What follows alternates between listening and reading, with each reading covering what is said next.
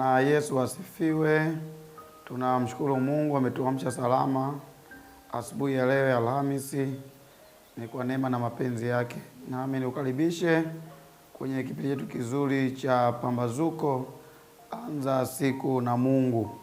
Na mimi nakuletea kipindi hiki ni mtumishi wako Herman Bernard Madale, kasisi wa msaidizi wa kanisa Bartolomeo Ubungo Anglican. Na mimi naomba nikuombee wakati ambao tunaweza kukaribisha mwingine, ukamwalika na mwingine, ukashare link na mwingine, itakuwa ni sehemu ya sadaka yako kwa Mungu. Tuombe. Baba uliye mwema, mfalme wa falme na Bwana mabwana, muumba watu wote na mwaminifu, umetulinda Bwana na hatari za usiku, umetuamsha salama kwa mapenzi yako. Nasi Bwana, kabla hatujatoa hatua yetu kuelekea katika mapambano ya maisha, naanza na wewe kwa sala na kwa neno lako. Jalie Bwana mimi mtumishi wako na kila anifuatilia popote pale alipo, neema hii ya Pambazuko isimpite bure, katika jina la Yesu Kristo, amen. Mstari ambao nimesukumwa tuangalie leo unapatikana kwenye kitabu cha Nabii Isaya sura ya 43. Nabii Isaya sura 43 kuanzia ile aya ya 3. Nabii Isaya sura 43 kuanzia aya ya 3 inasema, maana mimi ni Bwana Mungu wako, mtakatifu wa Israeli, mkombozi wako. Nimetoa Misri kuwa mkombozi wako, nimetoa Kushi na Seba kwa ajili yako. Aya 4 inasema, kwa kuwa ulikuwa wa thamani machoni pangu na mwenye kuheshimiwa, nami nimekupenda. Kwa sababu hiyo nitatoa watu kwa ajili yako na kabila za watu kwa ajili ya maisha yako. Mstari huu ambao nimekusomea kwenye kitabu cha Nabii Isaya sura ya 43, hiyo aya ya 3 ya 4, kuna mambo ambayo Mungu mwenyewe anajaribu kujieleza. Na ukianzia aya ya kwanza unaona Mungu alikuwa akisema na Yakobo. Sasa unajua Yakobo ni taifa, Yakobo ndiye Israeli. Kwa ni Mungu alikuwa akisema na Israeli kwenye sura hii. Na unaona kitu ambacho anakisema kwenye aya ya 4, nataka uione hapo sana. Kwa kuwa ulikuwa wa thamani machoni pangu na mwenye kuheshimiwa, nami nimekupenda. Kwa sababu hiyo nitatoa watu kwa ajili yako na kabila za watu kwa ajili ya maisha yako. Mwaka mmoja mdogo wangu mmoja alikuwa akifanya biashara mahali fulani, na kati amepakia ule mzigo aliyokwenda kununua, yule dalali ambaye alikuwa akiwatafutia mzigo akapata tamaa, akauza mzigo mmoja mara 2. Wakati mdogo wangu amepeleka gari kupakia ule mzigo, wakaja na watu wengine pia kutaka kuchukua ule mzigo tena kwa nguvu, kwa sababu wale walikuwa wana pesa, wana nguvu, wana ushawishi. Kwa hiyo wanajiweza, kufanya biashara wakongwe. Mdogo wangu sasa ndio kwanza alikuwa anaanza hizo biashara. Kwa hiyo bahati nzuri mdogo wangu akakomaa. Akasema kama ndio hivyo atuachani huku shamba, tunaenda polisi. Kaenda mpaka polisi. Fika polisi, kwa kuwa yule ndugu au wale wengine wana fedha, wakawa wameweza kutafuta njia mbadala ili wapate kuupola ule mzigo kwa mdogo wangu. Na mdogo wangu hakuwa famous kwenye huo mkoa, hakuwa anajulikana kwenye huo mkoa. Anajaribu kusimamia haki kwamba mimi nimempa dalali fedha, tumekubaliana.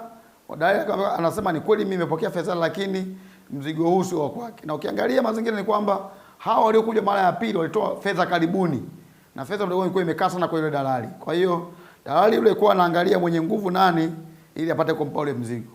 Sasa angalia, alipofika pale polisi, Wale watu watakao watoe haki wakakaa upande wa wale watu wengine ambao kiukweli haikuwa haki yao.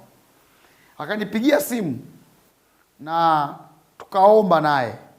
Nikamwambia mdogo wangu, hatuna fedha za kutosha kujitetea. Hatuna watu kwenye huo mkoa wa kututetea. Hatufahamiki kwenye watu kwenye huo mkoa. Lakini Mungu aliye mwaminifu, aliyekupa hayo maono hiyo biashara, atakuinulia watu. Na katika kuomba tukaupata huu mstari wa Isaya 43 aya 4. Anasema, kwa kuwa ulikuwa wa thamani machoni pangu na mwenye kuheshimiwa, nami nimekupenda, kwa sababu hiyo nitatoa watu kwa ajili yako na kabila za watu kwa ajili ya maisha yako. Kwa hiyo niwaambie watumishi wa Mungu, nataka nikupe ushuhuda halafu tukapita kwenye maombi hapa. Wakati wako pale polisi na mdogo wangu anaenda kudhulumiwa kabisa, na yule dalali ni kama ameamua kumkandamiza mdogo wangu kwa sababu sio maarufu sana, ni mgeni kwenye biashara. Yaani tulikuwa tunaona mamilioni ya fedha yanapotea kwenye huo mzigo. Ghafla akatokea askari mmoja, akaingia kituoni, akaiona gari imepaki na ule mzigo, akasema, gari ni ya nani? Wakamwelezea. Akasema, nimewaambia kesa namna hii hataki kukaa kituoni zaidi ya masaa 24. Akaingia kufuatilia faili, akagundua kwamba haki ni ya mdogo wangu. Akamwita, ambia, binti njoo. Akamweleza. Akasema, najua kwamba anakuchezea mchezo mwanangu. Na mimi namjua yule dalali hapa ni maarufu. Na ndio mambo anayoyafanya. Na mimi najua watu wa upande wa pili pia mambo anayoyafanya. Sasa hii haki ni ya kwako. Nataka niwaambie tumishi wa Mungu, yule askari akavaa njuga, akapigana upande wa mdogo wangu, akawafokea askari wengine pale kituoni, akaambia, kwa nini mnafanya mambo namna hii? Nataka kutoa ushuhuda ya kwamba kuna wakati ambapo wako watu ambao wanaweza wakatokea kwenye maisha yako wakafanyika msaada. Watu usiowajua, usiowatarajia, usiokuwa hata na maarifa na wakaibuka wakafanyika. Kwa nini? Anasema kwamba yeye ni Mungu ambaye atainua watu. Atainua watu. Anasema nitatoa watu kwa ajili yako. Nitatoa watu kwa ajili yako. Hao watu huwa anawatoa Mungu. Inawezekana naongea na mtu ambaye hapa muda mrefu anafanya application za kazi kwenye ofisi fulani, mahali fulani, na ajibiwi. Alafu kuna watu wanapenya upande wa pili, wanaenda, wanapata kazi, wanaajiriwa. Kwa hiyo nikwambie, ninakuombea kwa Mungu asubuhi ya leo ya Alhamisi, Mungu akuinulie watu. Akuinulie kabila za watu wakae upande wako. Hao watu sio kabila lako, hao watu sio ndugu zako, hao watu huwajui, lakini atatokea mtu ambaye atashika jambo lako na kulisimamia. Mimi sijajua una kesi gani, pengine una kesi ya kudhulumiwa kabisa. Bwana kuinulie watu. Bwana kuinulie mtu. Bwana kuinulie haki yako. Hao watu wanakuja kimkakati. Ngoja nikwambie, kwenye hiyo kesi ya mdogo wangu, yule ndugu alipambana upande wa mdogo wangu. Na yule dalali alikuwa na mzigo mwingine alikuwa nao mdogo. Akasema, na huu pia utalipa. Akakamata gari yule dalali, akaiweka kituo cha polisi. Akaambia, paka ulipe hela yule dada ndio nitoe gari yako. Akamweka na ndani yule dalali. Ngoja nikwambie, huyo askari hakuwa tunamjua, hatukumpigia simu, hatukumtafuta. Alikuja kutoka mahali, akaingia pale kituoni, akapambana na lile tatizo ambalo lilikuwepo pale. Kwa nini? Mungu anakuinulia watu. Unataka Mungu akuinulie watu eneo gani? Andika. Kwenye masomo, scholarship, kazini, promotion, kazini promotion yako, au ni kupata nafasi ya kazi, ni mtaji, ni nini? Ni biashara, ni huduma, ni mtumishi uko mahali fulani tamani kupata company. Ni eneo gani ambalo nataka Mungu akuinulie watu? Mungu anao watu ambao akimleta mmoja kwenye maisha yako anabadilisha historia yako. Mtu mmoja tu. Anao watu. Tumwambie Mungu asubuhi ya leo kwamba Mungu sawa sawa neno lako ya kwamba wewe ni Mungu ambaye utainua watu. Ni Mungu ambaye ataleta watu. Kwa nini? Anasema kwa kuwa nimekupenda. Kwa sababu hiyo nitatoa watu kwa ajili yako. Atoe watu kwa ajili ya maisha yako. Atoe watu kwa ajili ya uchumi wako. Atoe watu kwa ajili ya watoto wako. Atoe watu kwenye huduma. Kwenye huduma. Watu ambao watakuwa na mzigo na huduma wanayofanya. Watu watakuwa na mzigo na kazi ya Mungu. Mimi sijui uko wapi, unafanya kazi gani, lakini Mungu akuinulie watu ambao watakuwa msaada na wewe. Bwana Yesu asifiwe. Usikate tamaa. Usilie. Ule ushuhuda ninaokupa, tulifika mahali tulikuwa tumeshakata tamaa. Lakini tamaa yetu ilikuwa tunaomba, Bwana tuinulie mtu, Bwana tusaidie. Tukaona tukang'ang'ana. Bwana akafanya zaidi. Akainua mtu mmoja, akasimama na haki ya ndugu yangu ikapatikana. Mimi sijajua wewe ni wapi ambapo unahitaji msaada. Ni haki gani ambayo ya kwako ambayo inapotezwa? Ni wapi? Bwana Yesu asifiwe. Asubuhi ya leo, Alhamisi ya leo, tunatamani tumwambie Bwana Mungu atuinulie watu. Hata mimi hapa nahitaji watu. Mungu atuletee watu kwenye maisha yetu ambao hakika watabadilisha historia yetu. Na hao watu hautawaomba, hautawatafuta. Hao watu ni Mungu anawaleta. Bwana Yesu asifiwe. Lazima tuombe. Lazima tuombe. Kwa nini? Adui huwa anawazuia hawa watu. Na wakati mwingine hawa watu pia adui huwa anafungua mlango wapate taarifa mbaya za kwako. Anatokea mtu anataka afanye jambo na wewe, halafu anatokea watu wanampa habari mbaya.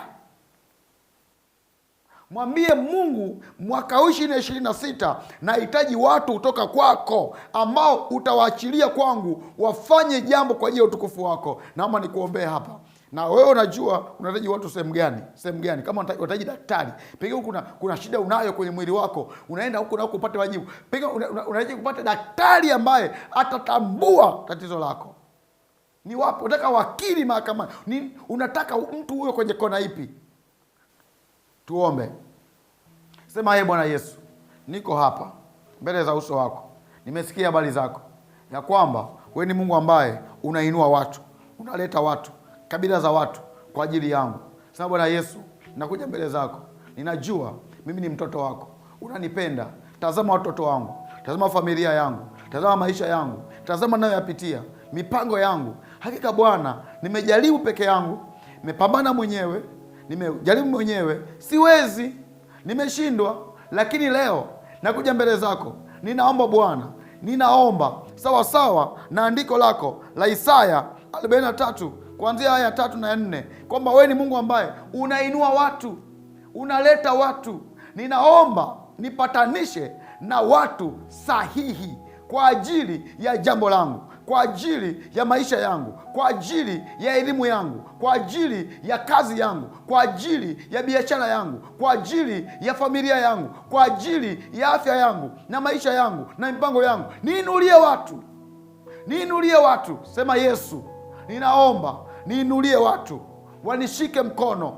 Watu ambao watakuwa na nia, watakuwa na kiu, watakuwa na moyo, watakuwa na utayari kufanya kwa ajili yangu.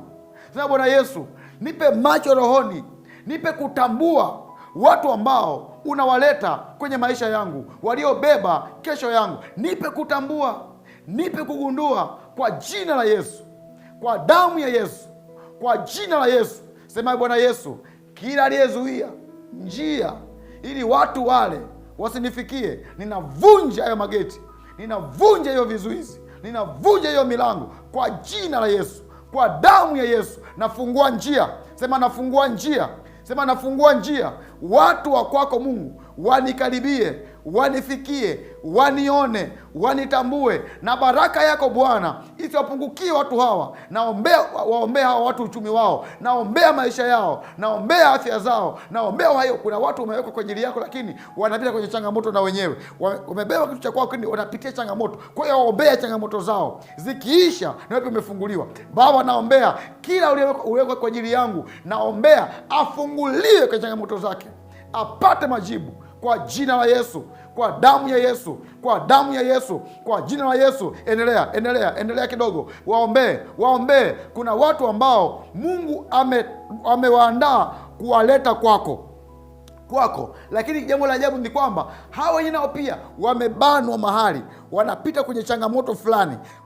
Wana mzigo na wewe, lakini pia na wao pia wanapita kwenye magumu fulani. Sasa wewe watakiwa uwaombee wanasuke. Wakinasuka wakafunguliwa, watakufikia na wewe. Umeona Adui ni mjanja sana, anawafunga wao, anajua kufanikiwa kwao ni kufanikiwa kwako, anawazuia wao, anajua kufanikiwa kwao.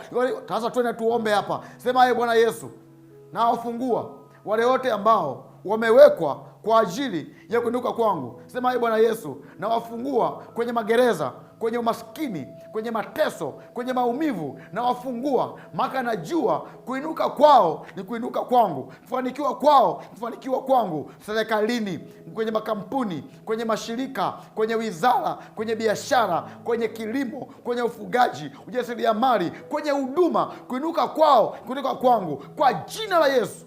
Sema, Yesu, ninaomba neema yako yenye kutupatanisha, yenye kutuunganisha mimi na wale ambao umeniandalia kwenye maisha yangu, hiyo neema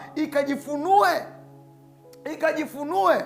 Naachilia connection, naachilia muunganiko na mapatano kati ya mimi na wale ambao umewaandaa waje kuinua maisha yangu, kuinua huduma yangu, kuinua uchumi wangu. Sema, Yesu, naombea biashara yangu, naombea biashara yangu, naombea CV yangu. Bwana, wale ambao umewaweka tayari wanishike mkono, Bwana, wasikawie kwa jina la Yesu. Sema, mwaka 2026 nafungua malango. Watu hawa ambao umeweka kwa ajili yangu wasikawie. Nahitaji nyumba, nahitaji kiwanja, nahitaji gari, nahitaji elimu, nahitaji fedha, nahitaji scholarship. Sema, nahitaji kupona, nipate daktari ambaye atagundua tatizo langu. Sema, Yesu, nahitaji sasa kwenda viwango vingine vya elimu. Niinulie watu, niinulie waalimu, malekchara wazuri ambao watanifundisha vizuri kwa upendo. Sema, Yesu, nahitaji sasa kuna viwango vingine vya kibiashara. Nahitaji watu ambao watanifundisha mbinu, tekniki mbalimbali za kwenda viwango vingine. Sema, Yesu, nahitaji sasa promotion kazini. Niinulie watu ambao watatambua huduma yangu, watatambua kazi yangu, watatambua bidii yangu, ili wanitoe hapa kwa promotion nyingine. Sema, Yesu, nahitaji sasa kuongezewa mshahara kazini. Mshahara wangu umekaa kwenye hiyo level kwa miaka mingi. Sasa nataka mwaka huu ukaongezeke katika jina la Yesu. Endelea kuomba. Pokea kwa damu ya Yesu. Pokea hao watu, malango yafunguke, mbingu zifunguke, ardhi zifunguke. Hao watu ambao Bwana amekusudia wakufikie, wakujilie, wakuone, wakupate. Nami asubuhi ya leo ya Alhamisi navunja kila vizuizi. Shetani, achia watu wetu, achia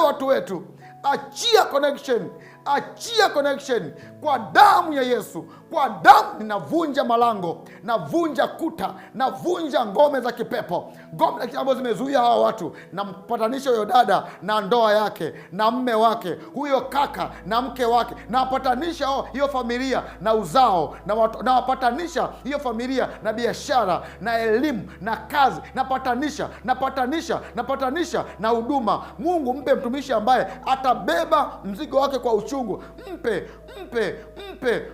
Fungua milango, kanisa lipate kuongezeka. Ongeza waumini ndani ya kanisa kwa jina la Yesu Kristo. Neema ya Bwana ikufunike, neema ya Bwana ikutetee. Mungu akuonekani, akuangaze kwa nuru yake, uonekane sasa, uonekane. Nenda ukaonekane, nenda ukajulikane, nenda ukatafutwe na watu ambao ni sponsors, wanakuja kusponsor maisha yako katika jina la Yesu. Tunawahitaji sponsors kwenye maisha yetu. Unawahitaji, haijalishi kwenye level gani, lakini still bado unahitaji sponsors ambao watasimama kukupeleka viwango vingine katika jina la Yesu Kristo. Baraka za Bwana ziende na wewe siku ya Alhamisi ya leo.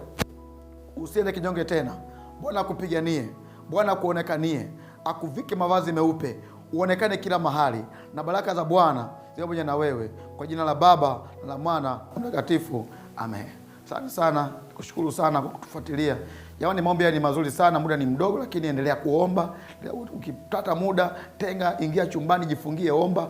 Tumeweka kwenye YouTube huko na kwenye mitandao, lakini hatuondoi kwenye YouTube mapema, ili kwamba uendelee kufuatilia. Ukaomba leo, ukaomba kesho. Kama hao mambo umeona kama yana mzigo na wewe, mtumie na mtu mwingine, shika mtu mwingine, kwamba watu wengi wafikiwe na hii baraka. Mungu akubariki sana, uwe na siku njema. Basi tupa neema, pia tukutane kesho. Uwe na Alhamisi njema kwa jina la Baba na Mwana na Mtakatifu. Amen.